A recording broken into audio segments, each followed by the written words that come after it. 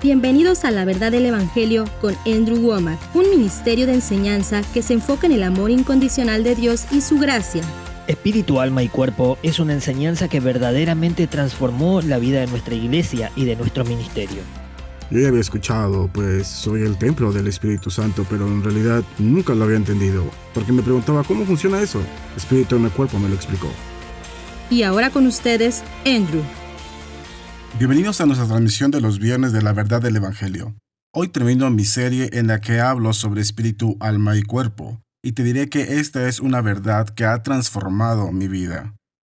Oro para que Dios esté hablando a personas a través de estos programas que estén recibiendo estas verdades, porque si te benefician a ti como me han beneficiado a mí, hombre, nunca serás el mismo y todas las personas a tu alrededor tampoco serán las mismas.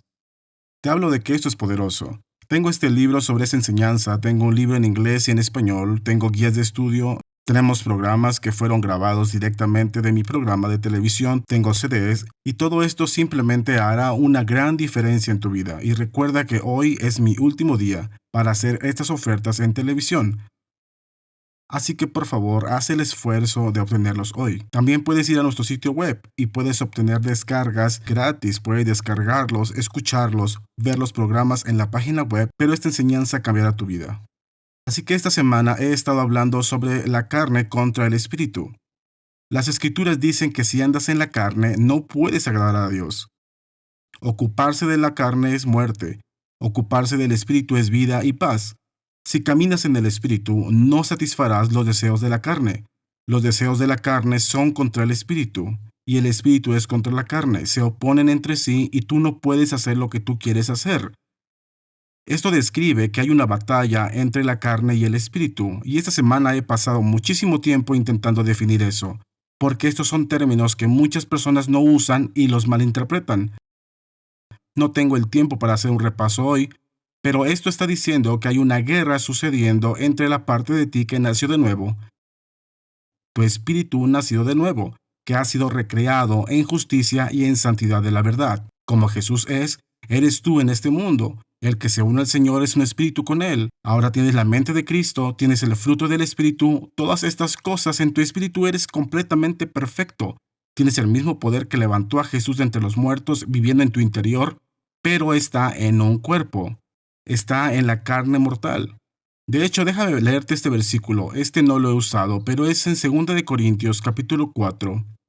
Y dice, tenemos este tesoro en vasos de barro, para que la excelencia del poder sea de Dios y no de nosotros. Lo que esto dice es que tenemos un tesoro, un espíritu nacido de nuevo que es idéntico a Jesús. Tiene su mente, su poder, su unción, su fe, todas estas cosas de las que hemos hablado, pero está en un vaso de barro. Habla de que está en un vaso, está en un cuerpo que tiene debilidad, que tiene limitaciones en sí mismo. Está en un alma que tiene falta de entendimiento, tiene enseñanza equivocada, actitudes erróneas, todas estas cosas. Es un tesoro dentro de un vaso de barro. Eres totalmente maravilloso. En el ámbito espiritual, si has hecho a Jesús tu Señor, has sido completamente cambiado y eres una persona nueva, pero tiene que atravesar por el plano del alma, tu parte mental y emocional, y también por medio de este cuerpo para poder salir. Sabes, en el momento en que yo nací de nuevo, cuando yo tenía 8 años, mi espíritu era idéntico en ese entonces como lo es ahora mismo. Mi espíritu no ha crecido, mi espíritu no ha cambiado, no se le ha inyectado más poder. Tenía el mismo poder que levantó a Jesús de la muerte en mi interior justo en ese entonces. Pero ha habido cambios. El cambio que sucedió es la renovación de mi mente. He estado estudiando la palabra, Dios me ha enseñado cosas, ahora entiendo cosas que no sabía. Las escrituras dicen en Proverbios capítulo 23, versículo 7, porque cuál es su pensamiento en su corazón, tal es él. Y debido a que he renovado mi pensamiento, Romanos 12:2, soy transformado por la renovación de mi mente.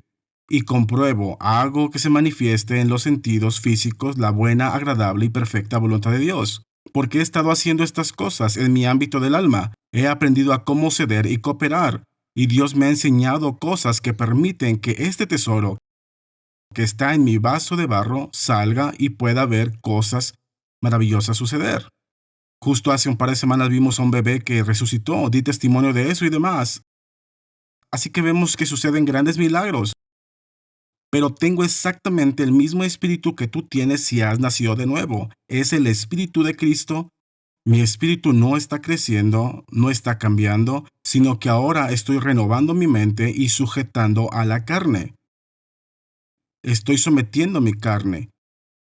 O como Pablo dijo, que él negaba el dominio de la carne, hacía morir las obras de la carne. En otras palabras, se estaba negando a dirigir su propia vida.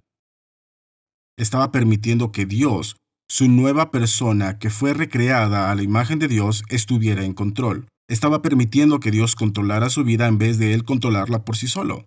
Así que estoy diciendo todas estas cosas para enseñar esta carne contra el espíritu. Una persona que está viviendo bajo su propia sabiduría, bajo sus propios talentos, sus propias habilidades, dependiendo solo de sí misma, en comparación con una persona que está viviendo dirigida por el Espíritu de Dios.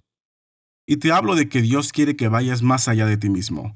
Hay muchas personas viendo este programa y tú has limitado lo que Dios puede hacer en tu vida porque estás pensando, pero yo no estoy calificado, no tengo la capacidad.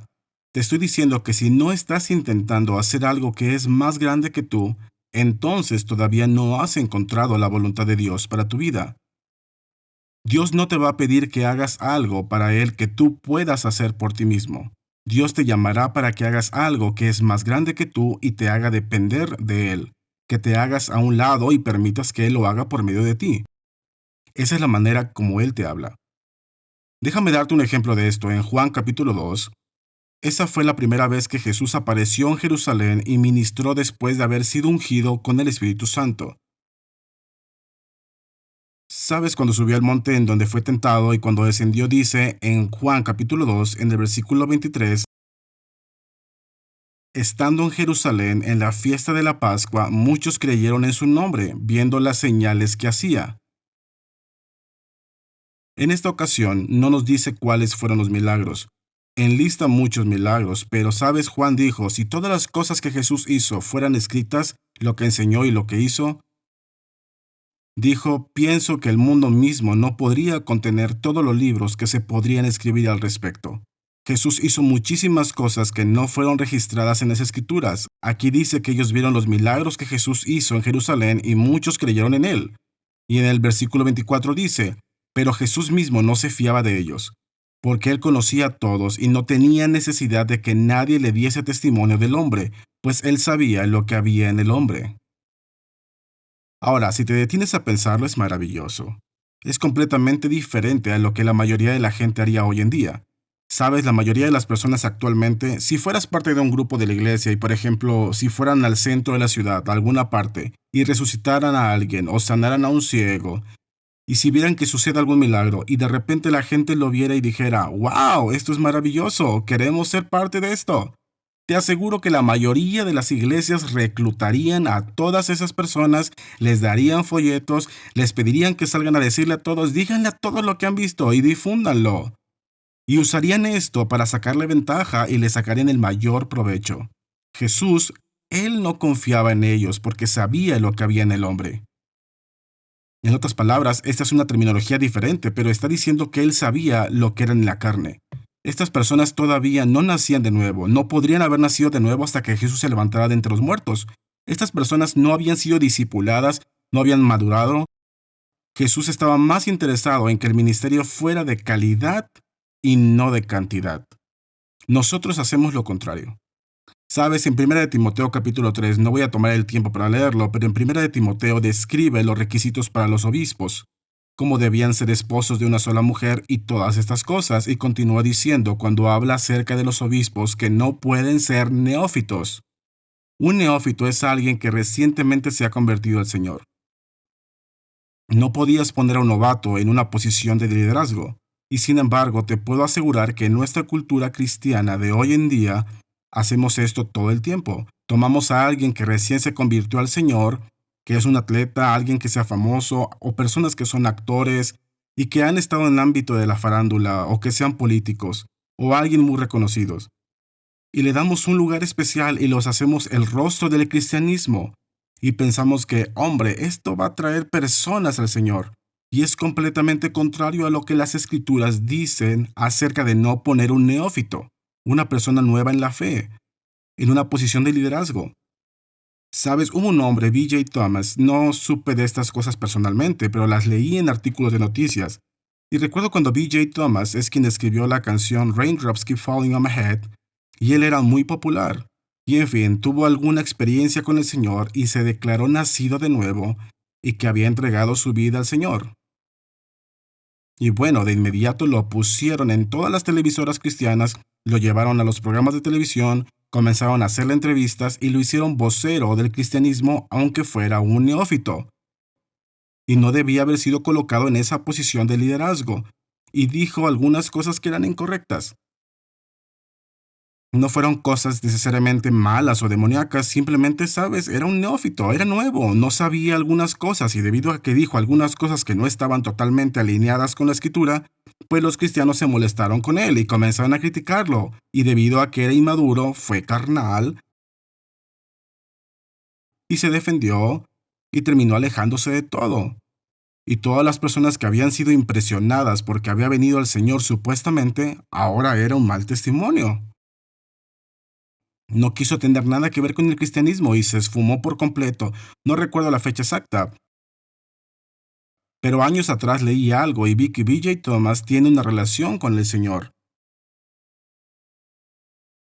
Repito, no conozco los detalles personalmente, pero solo leí al respecto, y le preguntaron sobre esa época cuando era un vocero después de convertirse al Señor y luego se cayó, ya no dijo nada, y él se lo atribuyó al hecho de que era un cristiano inmaduro. Y dijo algunas cosas equivocadas, cayó en la carne, y él mismo lo dijo. Nunca me hubieran hecho vocero del cristianismo, no estaba preparado, no había renovado mi entendimiento.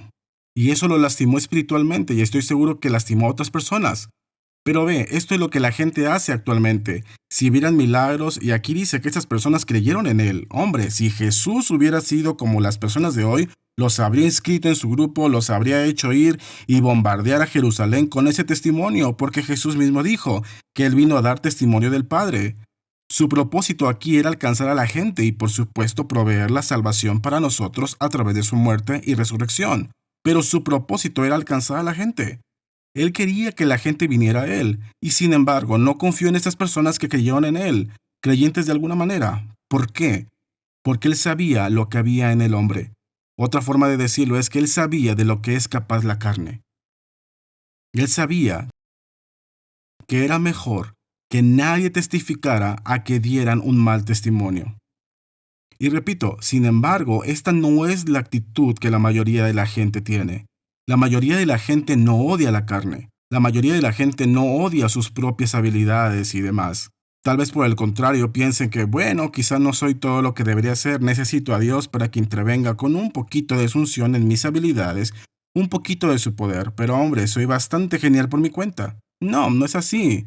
O es carne o es espíritu, pero no es una combinación de los dos. No puedes hacer que Dios unja tu carne.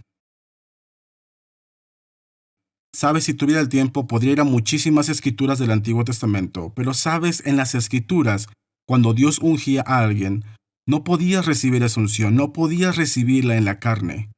En el tabernáculo, tenían el tabernáculo en el centro de la nación de Israel, y los levitas, los sacerdotes, todos vivían alrededor del tabernáculo.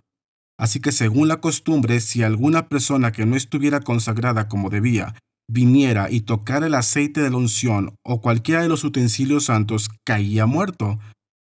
Y lo que eso mostraba es que había una distinción entre lo santo y lo impío, entre carne y espíritu. Y no puedes servir a Dios en tu carne y pedirle a Dios que lo bendiga.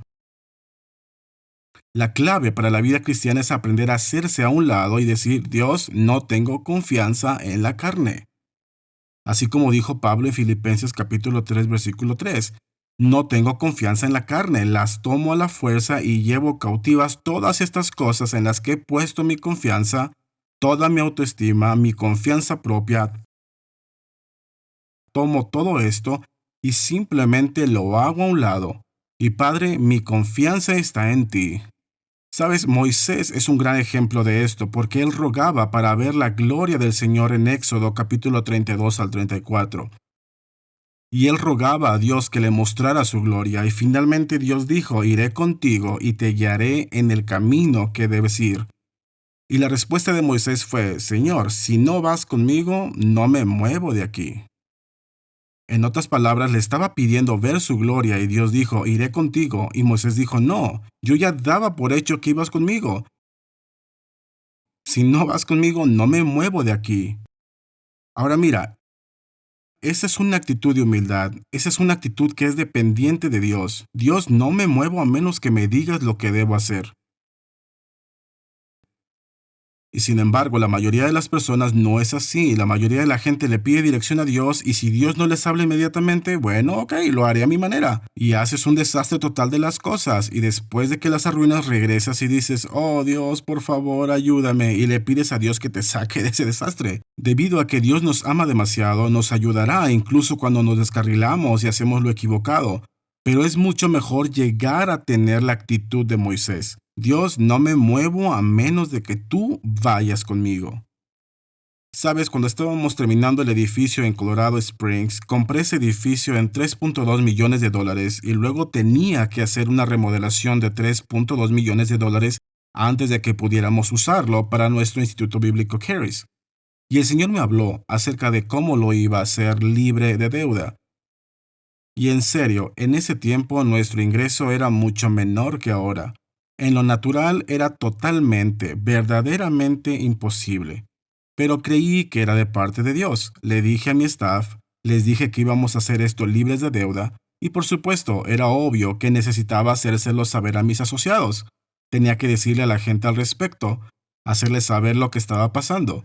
Y sabía que finalmente tenía que hacerlo, y la razón por la que estoy contando esta historia es para decir que no quería hacerlo en la carne. No quería hacerlo con mi propia sabiduría, con mi propia capacidad, solo porque teníamos una necesidad. No quise escribir nada a nadie prematuramente. Y literalmente medité en esto por 4 meses después de que el Señor me dijera que lo iba a hacer libre de deuda, que mis asociados iban a dar. Yo sabía que finalmente iba a tener que comunicarme con ellos. Pero no sabía cómo hacerlo, simplemente estaba esperando y diciendo, Dios, muéstrame qué necesito decir, cómo tengo que abordar esto. Y mi staff se estaba poniendo impaciente. ¿Cuándo le vas a decir a la gente lo que estás haciendo y cuáles son tus necesidades? Y sabía que tenía que hacerlo, pero simplemente tenía que ser guiado por el Señor. Y repito, no tengo las palabras para describir exactamente lo que intento explicar, pero necesitaba ser inspirado por Dios. No inspirarme por la necesidad. Hay una diferencia. Y así que esperé por 4 meses y medio, y luego finalmente el Señor me habló algunas cosas y vi clara y exactamente lo que debía decir. Envié una carta y en 14 meses recaudamos esos $3.2 millones y pagué por la remodelación libre de deuda. Y fue la mayor provisión de Dios para mis necesidades que había visto hasta ese momento. Pero sabes, si hubiera escrito una carta a mis asociados y les hubiera hablado acerca de esto por necesidad, en vez de recibir la inspiración de Dios, no habría hecho el mismo impacto.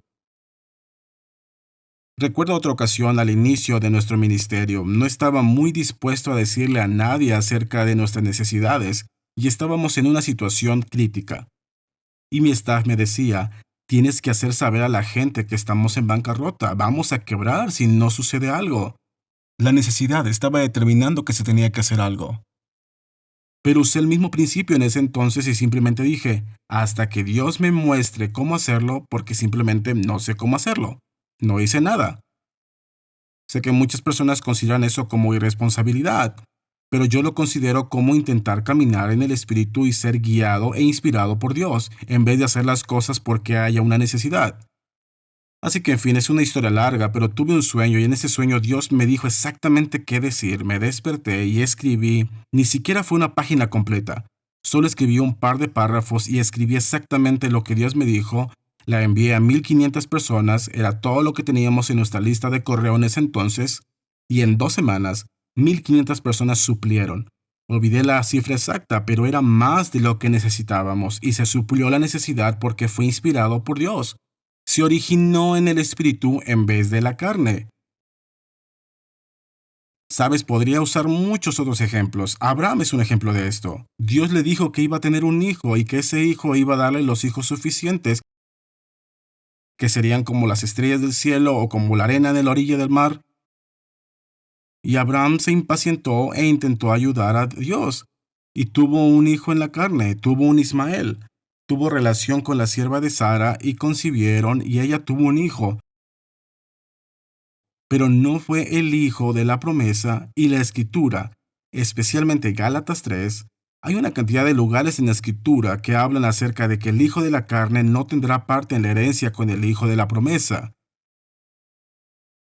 Que ese hijo en la carne fue algo que Abraham hizo por su propia capacidad en el ámbito natural, y produjo un Ismael, quien llegó a ser el padre de los árabes, y todo el conflicto entre Arabia e Israel que vemos hoy sucedió porque Abraham actuó en la carne intentando cumplir un buen deseo.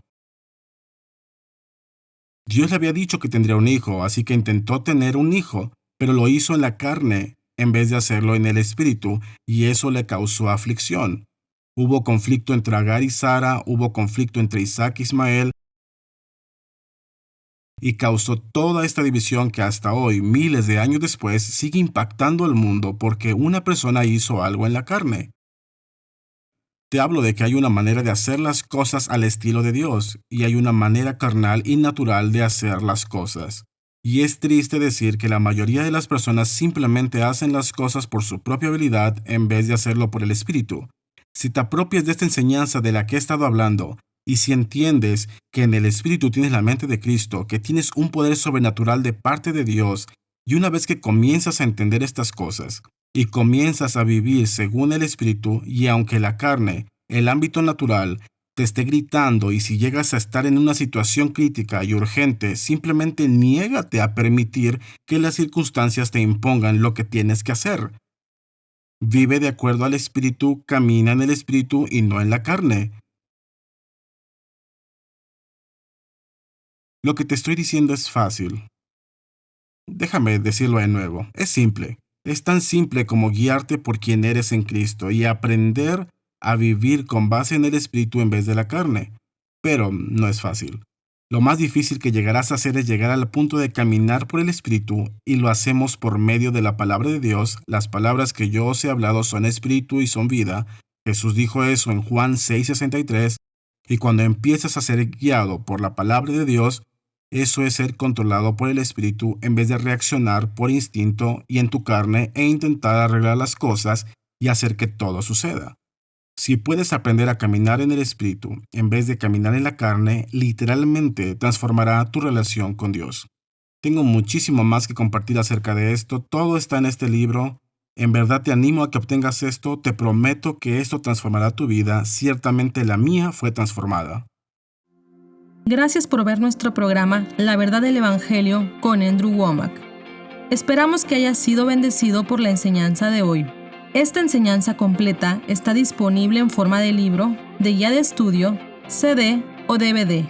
Tú puedes obtener estos productos, así como muchos otros recursos valiosos en español cuando visites nuestro sitio web awmi.net/español.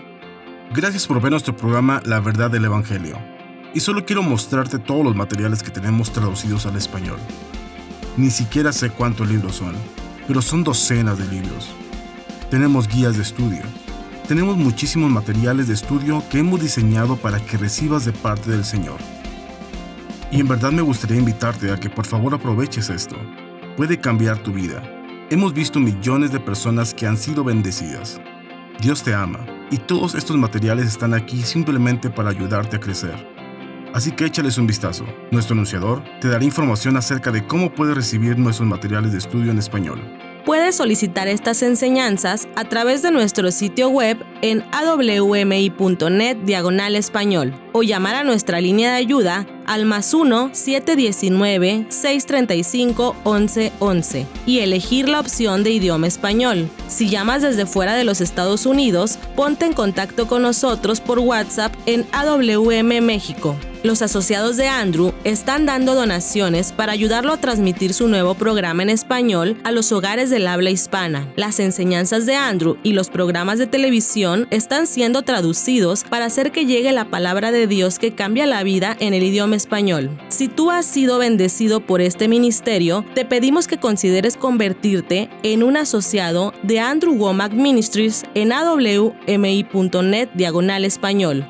Gracias por tu generosidad y esperamos escuchar de ti hoy. Me complace que no solo tengamos mi programa traducido al español, sino que también puedas llamar y recibir oración. Tenemos ministros que orarán contigo en español.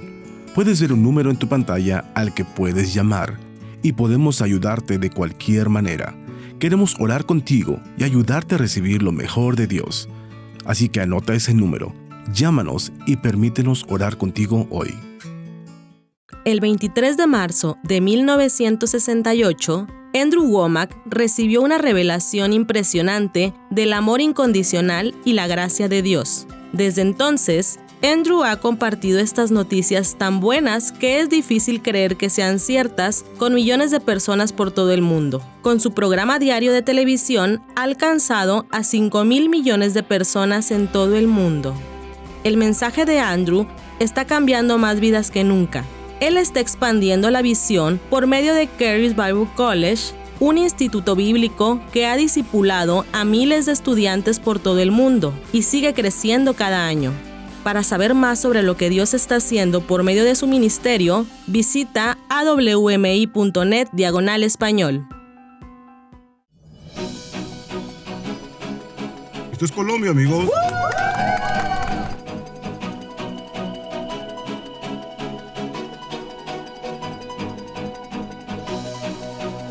Esta noche pude dar mi testimonio, así que después de la reunión en la iglesia, nos pidieron que pasáramos al frente y estuviéramos listos para orar por la gente. Y varias mujeres vinieron conmigo llorando, y pude abrazarlas y orar por ellas en el Espíritu. Simplemente fue una experiencia poderosa. Y esta mañana tuvimos un servicio para los jóvenes. Nos pusimos en pie y les preguntamos si alguien quería escuchar la voz del Señor con más claridad. Y el Espíritu de Dios se movió ahí con mucho poder. En verdad hubo una manifestación del Espíritu Santo en ese lugar. Ya no se trataba de nosotros, sino de lo que al Padre más le importa, que son sus hijos. Poder compartir el Evangelio con personas cuyos corazones están abiertos para recibir amor, la palabra, para experimentar una transformación, la sanidad, ha sido una experiencia hermosa. Se dieron muchísimos milagros. Hubo un hombre joven que vino con dolor en sus piernas y oramos por él y pude escuchar y sentir un crujido en su pierna y le pregunté, ¿cómo te sientes? Y él dijo, estoy sanado. Y Dios es muy grande por todas las cosas que Él hace. So I know the Lord is very big God for everything He did for me tonight. Gracias a Charis Bible College por enviar un grupo misionero a Villavicencio, Colombia, para impactar los corazones y las vidas de todos aquí en Colombia. Andrew Wommack Ministries continúa esparciendo el Evangelio por todo el mundo. Para ser parte de lo que Andrew está haciendo en lugares como Colombia, sé un asociado nuestro o visita nuestro sitio web para encontrar un campus de Charis Bible College cerca de ti.